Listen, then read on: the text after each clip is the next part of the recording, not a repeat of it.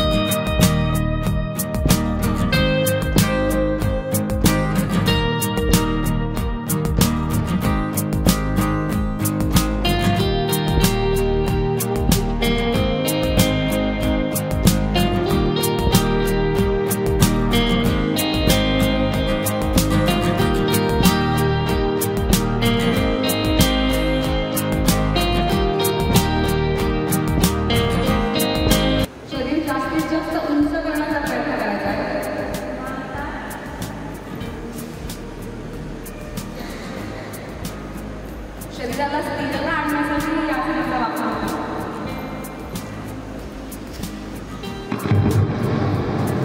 सर्वांनी रिलॅक्स होऊन आपल्याला आता पुढचं आसन करायचं आहे। पुढचं आसन जे आहे ते वृक्षासन आहे। यामध्ये सुद्धा आपल्याला आत्ताच्या ताडासनातून आणि शरीरातून वृद्धी होणार आहे। त्याला वृक्षासन असं म्हणतात। फक्त एक पाय आपल्याला दुसऱ्या पायाच्या गुडघ्याच्या आधाराने ठेवायचा आहे। जसं मॅडम कसं करायचं आहे तसंच आपण चित्राकडे